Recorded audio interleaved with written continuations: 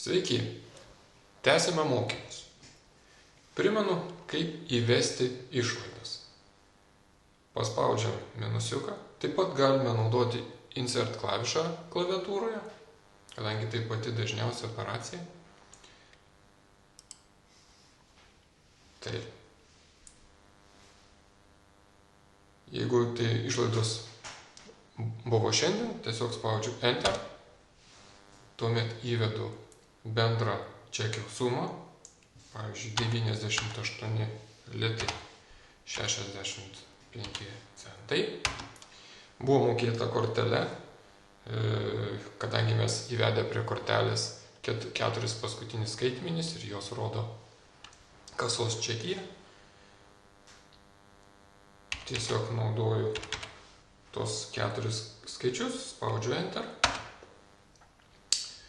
Prekybos centro pavadinimas.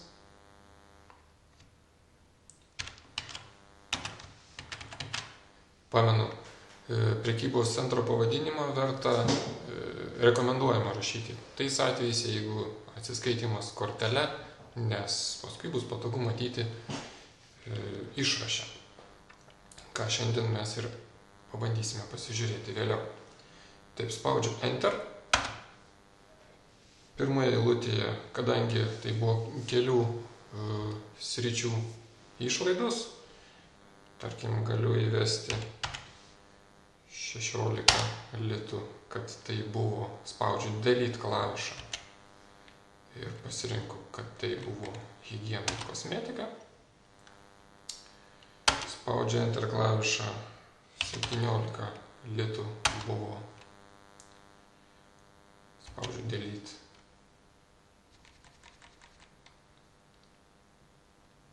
Tarkim, buitinė technika. Na ir visa likusi suma yra maisto prekės. Galiu tiesiog rašyti maisto ir spausti Enter klavišą, taip pat už mane programa baigs pildyti. Spaudžiu Enter dar kartą, įrašas baigtas vesti. Jeigu man reikia pataisyti, pamačiau klaidą, tai galiu arba pasirinkti štai šį mygtuką, arba tiesiog 2 kartus paspausti ant įrašo, kurį noriu redaguoti, ir iš karto tai su pelyte paspausti lauką, kurį noriu pataisyti. Tarkim, tai buvo ne 17 litų, o 16. O čia 66. Naudoju Enter klavišą šokinėti iš lauko į lauką ir patogiai greitai užpildau įrašą.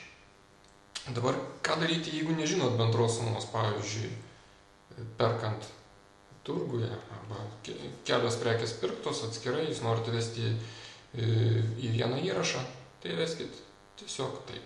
Spaudžiu Insert klavišą, tarkim, išlaidos, tarkim, buvo vakar. Tiesa, galima rašyti tiesiog savaitės dieną. Šiandien yra pirmadienis, aš atsimenu, kad tai buvo sekmadienis. Kelias pirmasis raidės ir kompiuteris jums parinks datą. Taip, sumos, kadangi nežinau, ties 0 spaudžiu Enter, turguje pirkau grynais. Spaudžiu dar kartą Enter ir dabar vedu išlaidas, kurias žinau, tarkim, 16 litų maisto, toliau 19 vėl maisto, toliau. Na, jeigu aš žinau, kad išleidau pirkau kelis pirkinius tos pačios srities, galiu naudoti tiesiog skaičiavimus tiesiai šiame lauke. Pavyzdžiui, 19 plus 2 plus 13,6, tai yra 9, tai bus 13,90 atitiks. Taip pat programa pripažįsta tiek tašką, tiek kablelį, todėl klaviatūrui nesivarginkite parinkti būtent kablelį lietuviškins, įvedant lietuviškas sumas. Štai spaudžiame, kad tai yra, matot, sumavo bendrą sumą. Štai maisto produktai.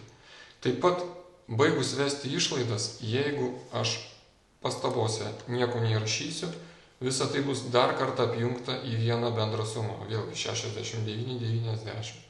Na, vienais atvejais aš to noriu, kitais ne.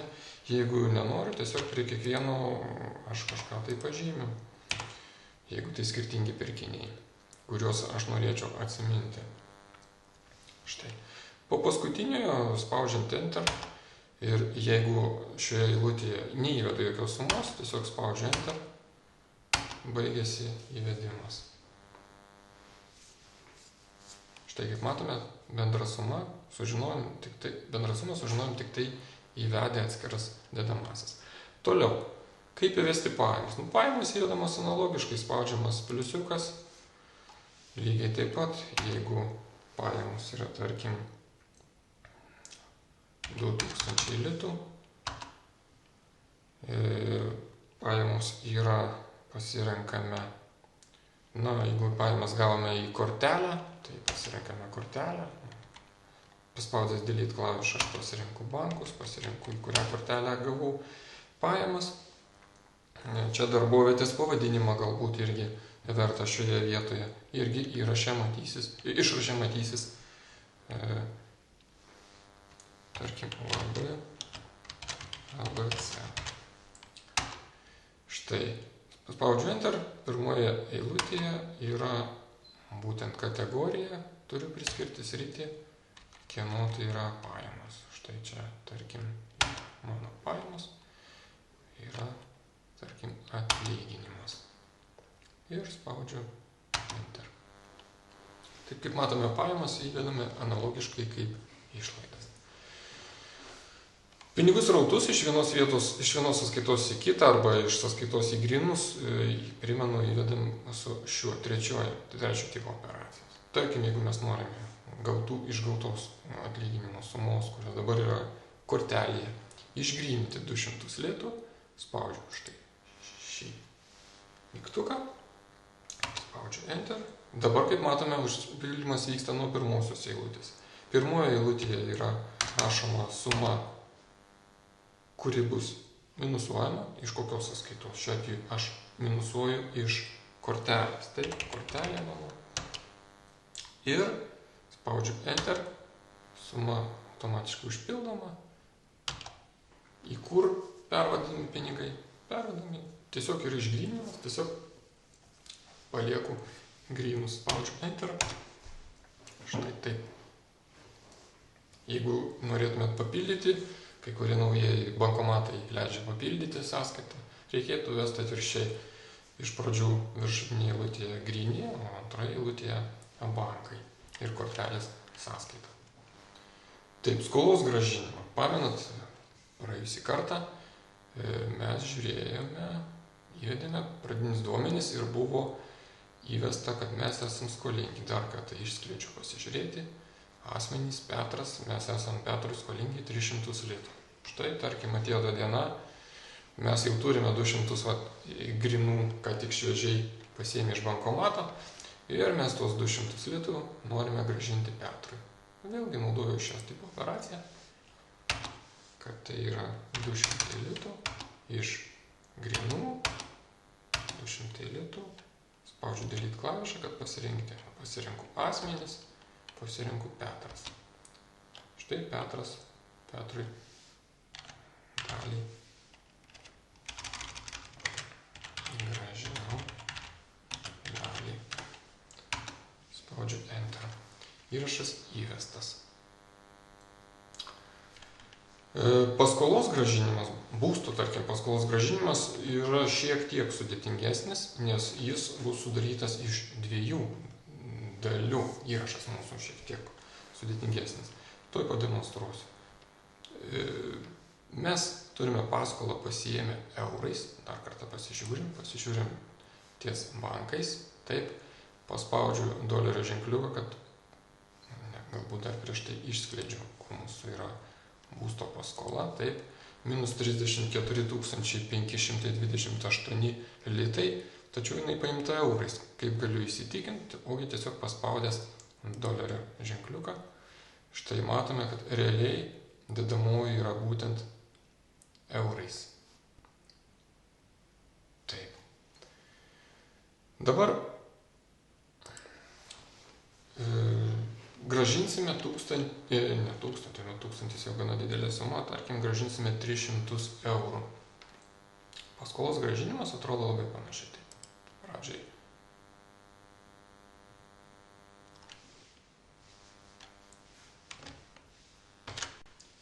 Kiekvienas paskolos gražinimas sudarytas iš 2 dalių. Jūs turbūt pastebėjote savo banko išraše. Tai yra būtent iš ta dalis, kuria gražinama būtent paskolos ir taip pat mokamos palūkanos. Nesvarbu, nuo ko pradėsime, bet tarkim, pradžiai mes įvedame, kad gražiname 200 eurų. Nesvarbu, didžiosiom ar mažosiom. Spaudžiu Enter. Taip. Nuimame iš kur? Iš grynų. Taip, iš grynų. Na, žiūrint, kaip jeigu jūs iš sąskaitos nuskaičiuoja bankas, tai galite iškart įvesti sąskaitą. O galima ir grynus. Nu, tarkim, iš sąskaitos vyksta gražinimas. Taip. Ir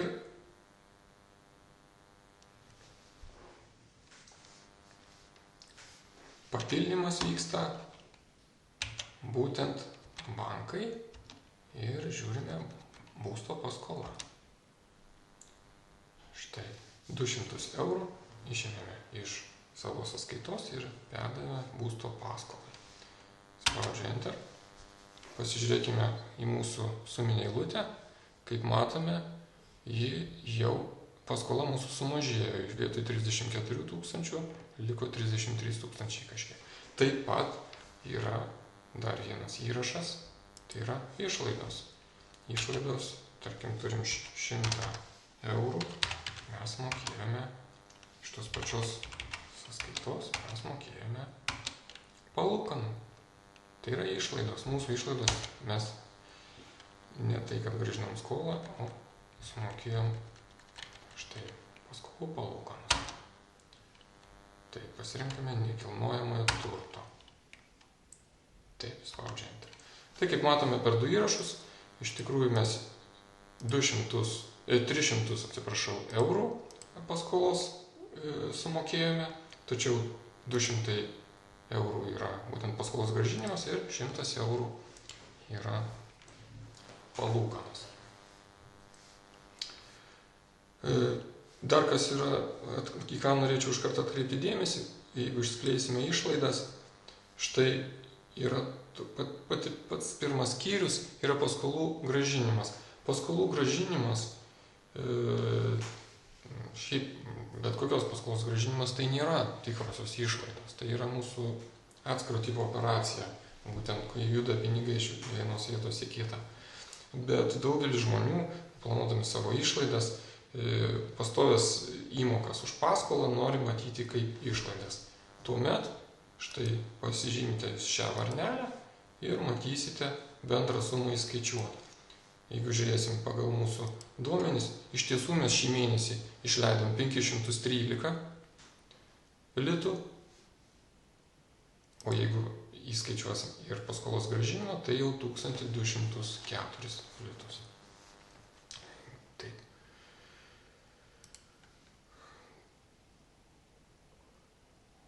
Toliau. Valiutos keitimas. Na, valiutos keitimas yra labai paprastai įvedamas vienu įrašu, vėlgi panašiai kaip skola, kaip judėjimas iš sąskaitos į sąskaitą arba išgryninimas. Tai yra pinigų judėjimas. Spaudžiu Enter ir tarkim mes turėjome 100 litų grynais ir juos iškeitėme į 30 eurų. Štai spaudžiu Enter ir irgi taip pat turime jas grynais. Ir spaudžiu Enter. Atkreipkite dėmesį, išsaugojus įrašą, atsirado dar viena papildoma eilutė, kurioje matoma arba keitimo nauda, arba keitimo išlaidos. Čia normalu, kadangi kursas netitinka buhalterinio bankinio kurso, tai jūs kiekvieną keitimo metu, išskyrus nebent bus ypatingai tiksliai centas į centą, jūs patirsite arba nuostolių, dažniausiai nuostolių, arba galbūt uždirbsite, jeigu naudingų kursų iškeisite valiutą. Štai taip atrodo keitimas. Vėlgi, jeigu žiūrėsime į mūsų bendras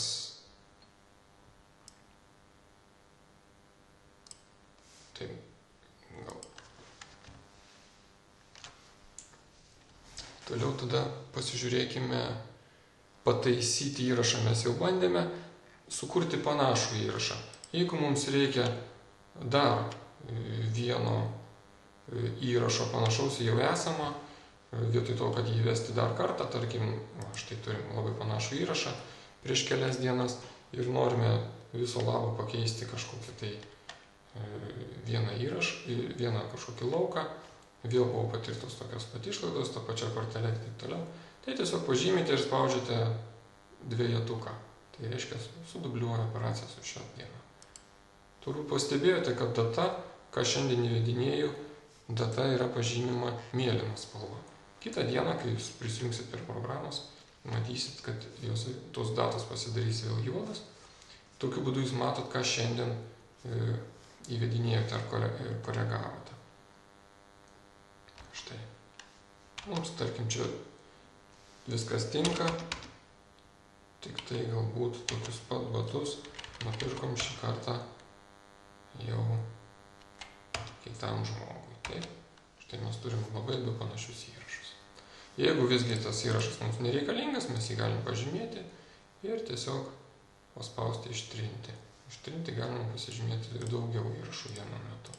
Štai jeigu vieną pažymime, trinamas bus būtent ne ten, kur kursorius pažymėtas, bet ten, kur pažymėta varnelė. Štai, ištrinsim. Programa neklausinės, priešingai nei daugelis kitų programų, turbūt pastebėjote, nėra pranešimų apie kažkokias klaidas, nekorektiškus įvedimus, didelių sudėtingų meniu, tiesiog atliekam operaciją neklausinėjant. Jeigu visgi taip nutiks, kad ištrinsite per daug duomenų, tiesiog uždarykite programą, neišsaugodami duomenų ir pradėkite iš naujo. Štai, o jeigu jūs norite darbo metu, bet kada galite išsaugoti. Pabandykime dabar tą padaryti. Pirmas mygtukas, būtent išsaugojimas. Išsaugojame duomenis. Taip pat galime pasižymėti savo įrašus, kurių galbūt nebaigėme pildyti, galbūt rytoj norėsime kažką dar tiesiais padaryti, arba ne visiškai tiksliai atsimename ir panašiai dėl tos operacijos. Vieną kartą paspaudus raudona, kitą kartą žalia, trečią kartą nuimama. O vėliau galėsite tokiu būdu susirasti įrašus. Na, paieška čia įvairi yra, mes apie ją kalbėsime kitą kartą. Galbūt šiam kartui tiek. Ačiū už dėmesį.